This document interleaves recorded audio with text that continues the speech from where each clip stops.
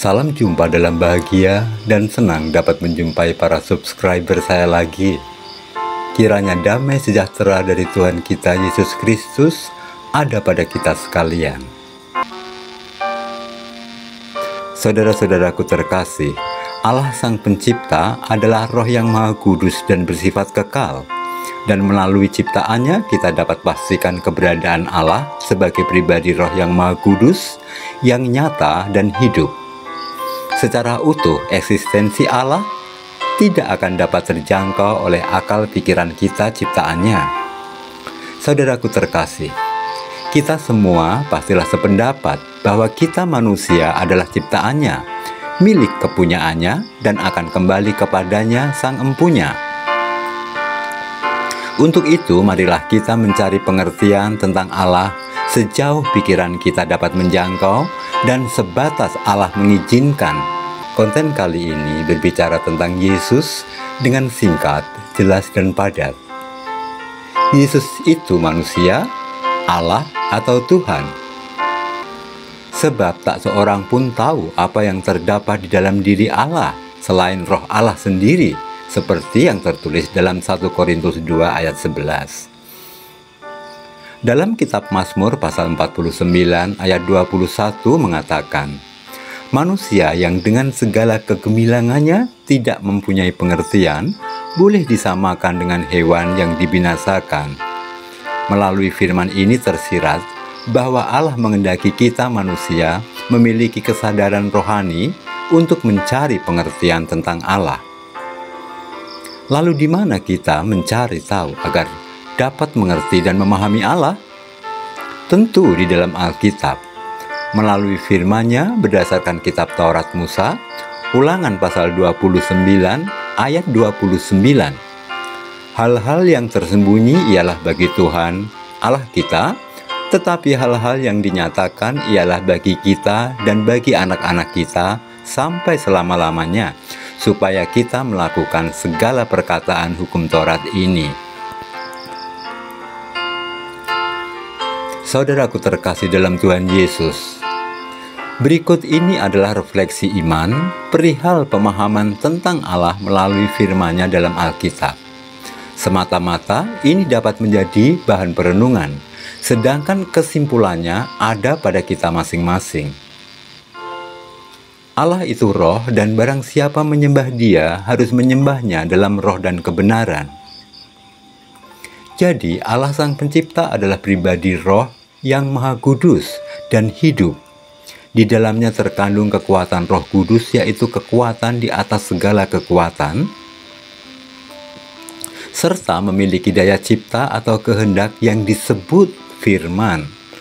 Allah secara utuh dalam Alkitab menyatakan dirinya sebagai Allah Bapa, yang di dalamnya ada kekuatan dan kehendak, yang dinyatakan sebagai Allah Roh Kudus dan Allah Sang Firman, sejak dunia belum dijadikan. Dalam Injil Yohanes 1 ayat 1 mengatakan, pada mulanya adalah firman, firman itu bersama-sama dengan Allah, dan firman itu adalah Allah. Selanjutnya di ayat 14 mengatakan, firman itu telah menjadi manusia dan diam di antara kita, dan kita telah melihat kemuliaannya, yaitu kemuliaan yang diberikan kepadanya sebagai anak tunggal Bapa, penuh kasih karunia dan kebenaran.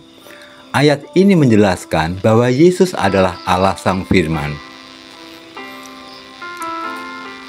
Jadi benar keyakinan iman kita bahwa manusia Yesus itu adalah Allah. Saudaraku terkasih, lalu bagaimana dengan predikat Yesus sebagai Tuhan? Untuk memahami hal ini, kita harus paham dulu istilah kata Tuhan. Istilah Tuhan adalah hakikat yang berarti penguasa. Seperti halnya istilah hati yang kita jumpai dalam Alkitab. Hati yang dimaksud di sini adalah jantung hati, dalam bahasa Inggris heart, bukan liver. Karena istilah hati mengacu pada jiwa. Begitu juga istilah Tuhan. Kita harus dapat membedakan maksudnya. Tuhan Allah atau Tuhan penguasa. Jika Tuhan Allah, pastilah yang dimaksud adalah Allah Sang Pencipta. Tetapi jika dimaksud adalah Tuhan penguasa, akan punya banyak arti, tergantung konteks pembicaraan. Saudara-saudaraku terkasih, Allah itu kasih dan tujuan Allah menciptakan manusia adalah untuk menjadi objek yang dikasihinya. Dalam Taurat Musa, Kitab Kejadian 1 ayat 27, maka Allah menciptakan manusia itu menurut gambarnya. Menurut gambar Allah, diciptakannya dia laki-laki dan perempuan, diciptakannya mereka. Dalam kitab Kejadian juga difirmankan bahwa semua ciptaannya itu baik adanya. Selanjutnya, Allah memberkati manusia untuk beranak cucu dan memenuhi bumi, menguasakan kepada manusia atas bumi dan segala binatang serta tumbuhan. Artinya, Adam dijadikan Tuhan penguasa atas bumi dan segala isinya. Itulah rencana Allah saat menciptakan manusia. Jadi Adam adalah manusia pertama yang diciptakannya. Satu-satunya manusia yang tercipta bukan dari hubungan suami istri dan kudus. Diciptakan Allah sebagai Tuhan penguasa atas bumi dan isinya. Allah hanya menghendaki manusia agar menyembah Dia dan mematuhi perintahnya. Dan untuk itu Allah menciptakan pohon pengetahuan yang baik dan yang jahat, agar tidak dimakan buahnya sebagai larangan. Tetapi Adam telah melanggarnya. Hawa istrinya terkena bujuk rayu licik iblis si ular tua dan memakan buah itu. Melalui bujuk rayu istrinya, Adam ikut memakannya.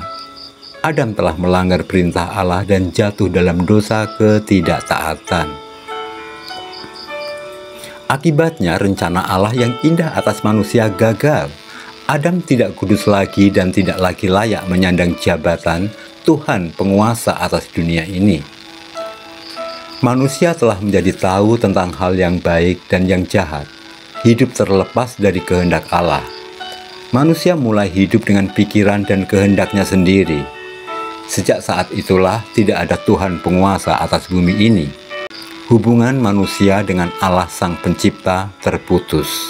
Saudaraku terkasih, selanjutnya Allah mengutus para nabi sepengantara untuk berbicara pada umatnya manusia. Dan melalui para nabi itu pula Allah menjanjikan kedatangan seseorang yang akan menjadi Tuhan penguasa bagi bumi ini. Tidak sembarang orang. Orang itu harus kudus dan bukan hasil dari hubungan suami istri. Untuk itulah Allah mengaruniakan kehendaknya, yaitu Allah Sang Firman yang sejak semula bersama-sama dengan Dia untuk turun ke bumi, menjelma sebagai manusia, sekaligus untuk menebus dosa umat manusia, agar layak berhubungan dengan Allah kembali melalui Dia. Yesus dikandung dari Roh Kudus, lahir melalui seorang perawan Maria, bukan hasil dari hubungan suami istri. Dalam Injil Matius 1 ayat 20 hingga 23. Tetapi ketika ia mempertimbangkan maksud itu, malaikat Tuhan nampak kepadanya dalam mimpi dan berkata, "Yusuf, anak Daud, janganlah engkau takut mengambil Maria sebagai istrimu, sebab anak yang dalam kandungannya adalah dari Roh Kudus. Ia akan melahirkan anak laki-laki, dan engkau akan menamakan dia Yesus. Karena dialah yang akan menyelamatkan umatnya dari dosa mereka." Hal itu terjadi supaya genaplah yang difirmankan Tuhan melalui para nabi. Sesungguhnya anak darah itu akan mengandung dan melahirkan seorang anak laki-laki, dan mereka akan menamakan dia Immanuel, yang berarti Allah menyertai kita. Saudara-saudaraku terkasih dalam Tuhan Yesus, melalui firman di atas kita semakin paham bahwa Roh Kudus adalah pribadi yang sama dengan Yesus. Sedangkan Yesus adalah Allah Sang Firman yang menjelma manusia. Dalam Injil Yohanes pasal 14 ayat 7, Yesus dengan jelas menyatakan dirinya. "Sekiranya kamu mengenal Aku, pasti kamu juga mengenal Bapa-Ku. Sekarang ini kamu mengenal Dia, dan kamu telah melihat Dia." Pernyataan Yesus yang lain ada dalam Injil Yohanes pasal 13 ayat 13. "Kamu menyebut Aku Guru dan Tuhan, dan katamu itu tepat, sebab memang Akulah Guru dan Tuhan." Saudaraku, istilah Tuhan dalam ayat ini mengacu pada Tuhan penguasa bumi. Tetapi Yesus secara pribadi juga Allah Sang Firman yang punya kuasa di atas segala kuasa. Dalam Injil Matius pasal 28 ayat 18 dan 19, Yesus mendekati mereka dan berkata, "Kepadaku telah diberikan kuasa di sorga dan di bumi. Karena itu pergilah, jadikanlah semua bangsa muridku dan baptislah mereka dalam nama Bapa dan Anak dan Roh Kudus." Saudaraku terkasih dalam Tuhan Yesus, di Pulau Patmos Rasul Yohanes mendapatkan wahyu. Dan tertulis dalam kitab Wahyu pasal 1 ayat 17 hingga 18.